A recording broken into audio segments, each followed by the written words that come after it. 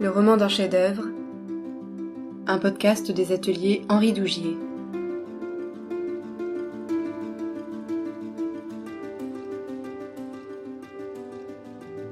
Certains tableaux ont cette étonnante capacité de nous réenchanter, corps et âme, de mobiliser notre mémoire, notre imaginaire, nos émotions. Mais comment sont-ils nés ? Dans quelles circonstances et à quel moment de la vie de l'artiste ?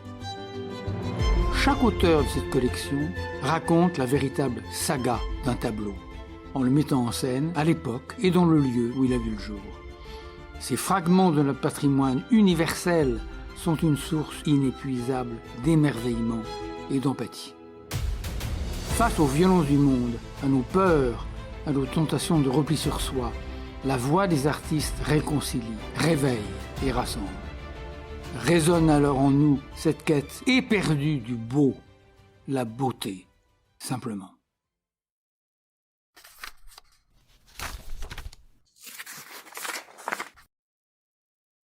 Dans son atelier, un homme d'une quarantaine d'années, d'allure solide, un peu paysanne, est debout face à son chevalet.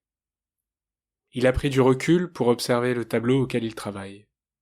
Il en a déjà esquissé à la pierre noire la composition. Une grande diagonale le traverse, de droite à gauche et de bas en haut. Au premier plan, à droite, deux hommes qui semblent énormes, tournant le dos et portant comme un brancard une sorte de grand plateau. Puis les autres personnages, de plus en plus petits, se faisant face de part et d'autre de la diagonale, jusqu'à une mêlée confuse des têtes en haut à gauche. Le tableau semble représenter une scène paysanne, quelques noces de village dans un lieu clos, sans doute une grange. Le peintre a déjà couvert d'un jaune épais ce qui doit être un mur de paille occupant la partie haute, et il a commencé à peindre les habits des deux hommes, le blanc éclatant d'un tablier, le rouge d'une veste. Les silhouettes de deux musiciens, deux joueurs de cornemuse, sont bien identifiables dans la partie gauche, ainsi que celle d'un homme versant un liquide, de la bière sans doute, d'une jarre dans une cruche. On entend soudain, par la fenêtre ouverte sur la rue, un piétinement sourd qui s'approche. Le peintre, qui allait poser une touche de verre sur le chapeau de l'un de ses porteurs, suspend son geste. Son visage, jusqu'à présent concentré sur son travail, devient soucieux. Le bruit enfle. Il pose son pinceau et se dirige vers la fenêtre. En bas, la rue est remplie de bord à bord par le flot des tertios en marche. Il observe quelques instants le jeu serré des casques et des cuirasses, les éclats de soleil sur le métal. Puis il ferme la fenêtre d'un geste sec et revient vers son tableau, reprend le pinceau abandonné. Toute son attention semble absorbée à nouveau par le chapeau du personnage, dans le revers duquel est plantée une cuillère en bois. L'extrait que vous venez d'entendre est tiré des Noces rouges selon Bruegel, un ouvrage de Jean-Yves Lorichès, paru aux ateliers Henri Dougier, qui mêle récit romanesque et enquête historique pour raconter l'histoire du repas de noces, aussi appelé la noce paysanne, l'un des plus célèbres chefs-d'œuvre de Peter Bruegel l'Ancien. Jean-Yves Lorichès, bonjour. Vous êtes universitaire, écrivain, auteur de nombreux essais, articles de critique littéraire, romans. Vous écrivez aujourd'hui sur la genèse du repas de noces de Bruegel. Pourquoi est-ce que vous avez choisi d'écrire sur ce peintre et sur ce tableau en particulier ? Alors, d'abord, je l'ai choisi parce que c'est un très grand peintre de l'histoire de la peinture, bien sûr, même s'il faut rappeler qu'il a été longtemps oublié, hein. Mais il y a évidemment une raison beaucoup plus personnelle, c'est que j'ai une fascination de longue date pour cette œuvre qui remonte en fait à l'adolescence. J'ai encore un album illustré que l'on m'avait offert à l'époque qui m'a toujours suivi. Donc, j'ai toujours aimé particulièrement deux aspects de l'œuvre de Bruegel, qui est quand même une œuvre complexe, hein. C'est d'une part les grands paysages, hein, de la série ce qu'on appelle les mois ou les saisons qui illustrent donc différents moments de l'année. Il y en avait 6, en fait, 5 ont été conservés. Et là, ce qui m'a toujours beaucoup fasciné, c'est l'inscription de l'homme dans la nature, dans de vastes paysages, avec donc la représentation des travaux des champs ou de scènes de la vie paysanne, mais prises dans un immense et somptueux paysage. Et puis, il y a aussi les tableaux plus truculents, qui sont les reflets de la culture populaire. flamande, donc, du XVIe siècle. Et il faut peut-être signaler que j'ai publié aux mêmes ateliers Henri Dougier en 2018 un premier livre qui s'intitule Les chasseurs dans la neige, qui a déjà pour objet d'imaginer la genèse donc, de l'un de ces tableaux des mois, qui est le grand tableau d'hiver de Bruegel. Et déjà, dans ce livre-là, j'ai commencé à entrer un petit peu en compagnonnage avec Bruegel, c'est-à-dire à essayer d'imaginer qui avait pu être cet homme sur lequel on sait finalement très peu de choses. Et donc, quand Henri Dougier m'a demandé, m'a proposé de contribuer à sa nouvelle collection, j'ai voulu continuer cette relation à Bruegel, mais sur un tableau très différent, hein, donc les repas de noces, qui est un tableau au contraire dans un espace clos représentant une scène de repas de noces dans une grange. J'ai voulu chercher aussi une forme très différente, on en reparlera, mais la forme même du récit est très différente. Mais donc là, c'est plutôt le versant truculent et populaire de Bruegel, avec ce mélange donc de réalisme, d'humour, et puis un tableau aussi très riche en jeu de couleurs, hein, le jaune du mur de paille, les verts, les rouges, les blancs des habits, et puis une construction aussi très, très forte, hein, avec une grande diagonale qui traverse tout le tableau et qui est en fait la diagonale de la table. Donc voilà, en écrivant ce roman, finalement, j'ai eu l'impression un peu d'entrer dans le tableau comme Bruegel nous y invite.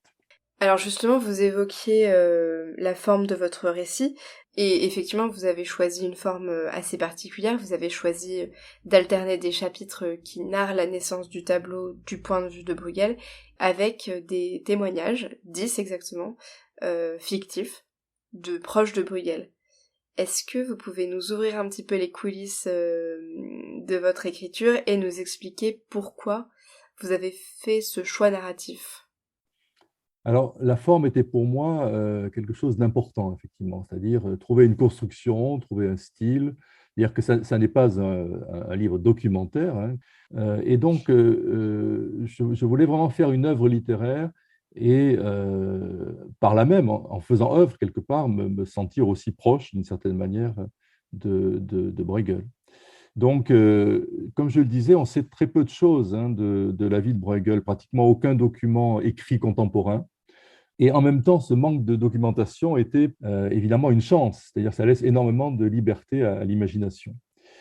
J'ai donc imaginé la genèse du repas de noces depuis sa commande par Hans Frankert, qui lui est un marchand bien réel, hein, sur lequel on a des renseignements.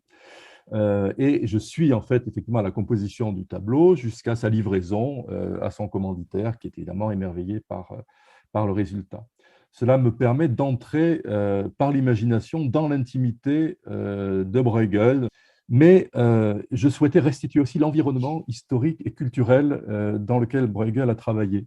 Mais la question qui se posait à moi, qui était finalement comment évoquer cela d'une manière vivante, en fait, qui ne soit pas didactique, qui ne soit pas académique. Et c'est alors que j'ai eu l'idée de convoquer un certain nombre de témoins. Et cela a donné effectivement ces 10 témoignages, hein, qui sont groupés par deux, donc, et qui alternent avec les chapitres relatant la genèse du tableau. Par exemple, je ne sais pas, ça commence par un témoignage de Hans Frankert, justement. J'ai aussi convoqué, pour prendre quelques exemples, Abraham Ortelius, qui est un très grand géographe de l'époque, dont on sait, alors, de sources sûres, qu'il a été l'ami de Bruegel, ou encore le cardinal Antoine Pernaut de Granvelle, qui a été Premier ministre du Pays-Bas, et qui était à la fois un mécène et un protecteur de Bruegel. Donc, tous les témoignages sont postérieurs à la mort de Bruegel, et j'ai fait parler chacun à sa manière, de son point de vue, ce qui fait que ça fait une sorte de faisceau, si vous voulez, de voix et de regard, aussi une manière d'entourer Bruegel, qui est une figure finalement un peu opaque, hein, mystérieuse, d'éclairages divers. Voilà.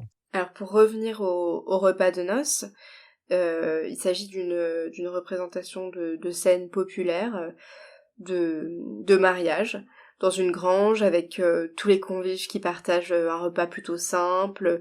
La scène est en apparence insouciante, mais vous insistez beaucoup dans votre ouvrage sur le fait que le tableau a été peint dans le contexte de la terreur de l'Inquisition espagnole. Et votre analyse, c'est que dans la peinture de Bruegel transparaissent des éléments d'engagement politique. Pour vous, est-ce que Bruegel est un peintre politique ? J'ai été frappé effectivement en lisant divers ouvrages sur Bruegel, parce qu'il y a une grosse littérature par la violence qui régnait à cette époque dans les Pays-Bas, donc sous domination espagnole. Je rappelle que Philippe II avait succédé à Charles Quint, et Philippe II, roi d'Espagne, donc était un pur espagnol. Il était né à Valladolid, alors que son père, Charles Quint, qui était né à Gand, parlait par exemple couramment le flamand. Et certes, Charles Quint n'était pas un libéral, mais il comprenait mieux les mentalités flamandes, alors que Philippe II ne comprenait pas déjà littéralement la langue même des Flamands. Donc face aux revendications de liberté, hein, des nobles et du peuple flamand, face aussi aux troubles religieux qui se développaient à l'époque avec le protestantisme, Philippe II n'a su qu'employer la violence, la force. Et en particulier, il a envoyé le duc d'Albe, un personnage terrible qui a laissé un souvenir extrêmement noir dans les Flandres, encore aujourd'hui, pour mater donc ce qu'on appelait la révolte des Gueux, qui était une révolte en fait de nobles, mais soutenue par le peuple. Et donc, voilà, le duc d'Albe a créé un tribunal d'exception qu'on a très vite baptisé le Conseil du sang, hein, qui a prononcé des exécutions, en particulier l'exécution de deux nobles qui étaient très populaires, hein, les comtes d'Egmont et de Horn. Le duc d'Albe a aussi favorisé l'Inquisition contre les hérétiques. Il a laissé aussi des bandes de mercenaires piller et massacrer dans le pays pour démoraliser la population, et aussi pour que les mercenaires se payent sur le pays, parce qu'il n'y avait plus d'argent pour payer les soldats. Donc tout ça, je l'ai lu et ça m'a beaucoup frappé, et ça a orienté ma lecture du tableau de Bruegel dans une direction nouvelle. Ouais. Moi aussi, je n'avais vu dans le tableau jusqu'à présent qu'une représentation très, très savoureuse de la joie populaire. Mais il y a aussi probablement une protestation indirecte contre les violences et les malheurs du temps. Et c'est une thèse qui est adoptée par plusieurs historiens de l'art. Alors, les historiens de l'art ne sont pas d'accord entre eux, ça, il faut le dire tout de suite. Moi, en tant que romancier, je choisis aussi ce qui m'inspire le plus. J'ai été frappé, moi aussi, à titre peut-être plus personnel, par le fait que dans cette scène, il y avait beaucoup de taches de rouge. Et à la lumière donc de cette nouvelle interprétation, je me suis dit que ce rouge avait peut-être aussi une autre valeur, parce qu'on le retrouve en fait dans d'autres tableaux de Bruegel, tableaux antérieurs, qui eux mettent directement en scène la violence. Le massacre des innocents, par exemple, ou encore le portement de croix, qui sont inspirés de scènes bibliques. Et dans ces tableaux, il y a des cavaliers, et des cavaliers qui portent des tuniques rouges. Et ces cavaliers sont probablement une représentation des mercenaires wallons qui étaient au service donc du duc d'Albe et qui étaient particulièrement redoutables et particulièrement violents. Et j'ai pensé que peut-être il y avait dans le repas de noces une sorte de discret rappel, comme un écho de ce rouge qui, dans d'autres tableaux, a très clairement une signification en rapport avec la violence des temps. Là, c'est un peu, effectivement, une sorte d'hypothèse romanesque, hein, mais qui m'a permis, effectivement, du coup, d'orienter aussi l'histoire même du tableau de manière un peu différente et en relation avec cette violence des temps.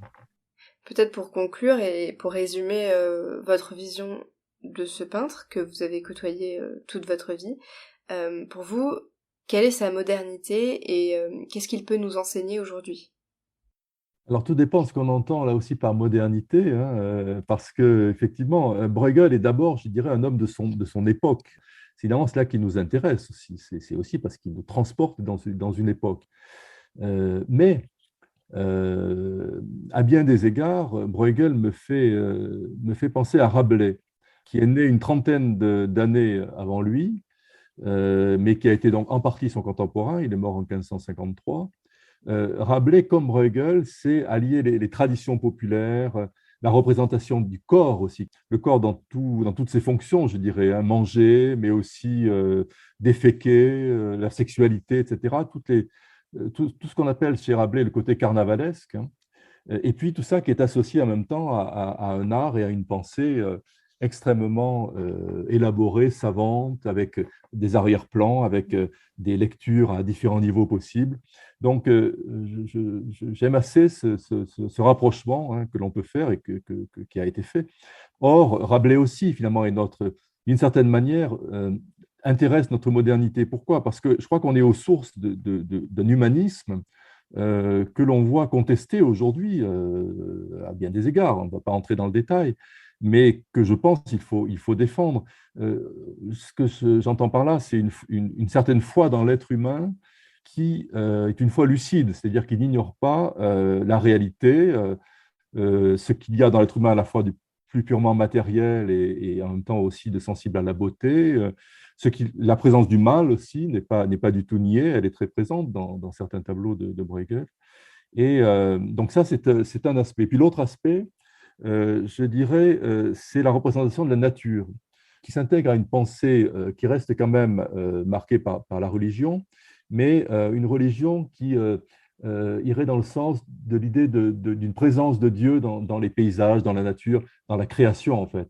On ne connaît pas très bien, hein, on ne connaît même pas du tout le détail de la pensée religieuse ou philosophique de Bruegel, mais on peut supposer qu'il faisait partie de ces milieux intellectuels qui n'étaient pas protestants, mais qui avaient pris beaucoup de distance avec l'Église catholique institutionnelle et qui avaient un rapport à la transcendance qui est beaucoup plus intérieur, individuel, et avec cette idée aussi donc que en représentant la nature, en représentant l'homme, on représente l'œuvre de Dieu dans toute sa diversité et ses contrastes. Et ça, c'est quelque chose qui, du coup, le rend moderne, beaucoup plus sans doute que, par exemple, bien des peintres italiens qui sont des peintres extraordinaires, mais qui se sont tout de même beaucoup enfermés dans des sujets purement religieux.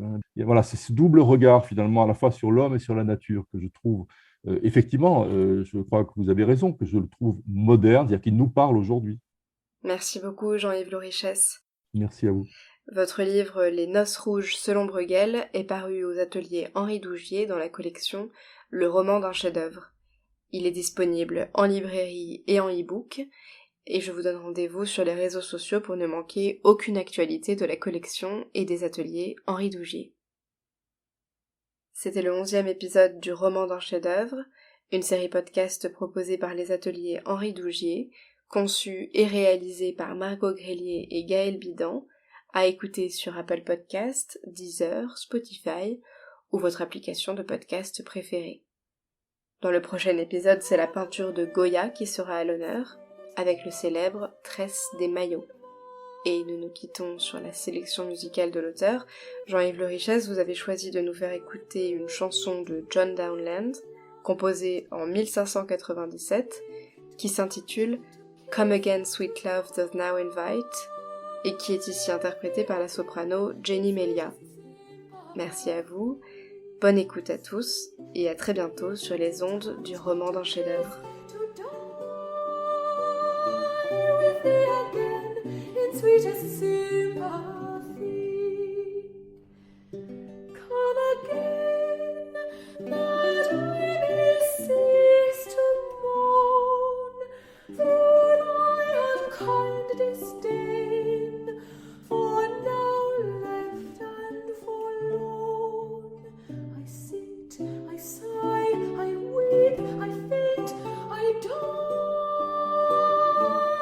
Deadly pain and endless misery. I sit, I sigh, I weep, I faint, I die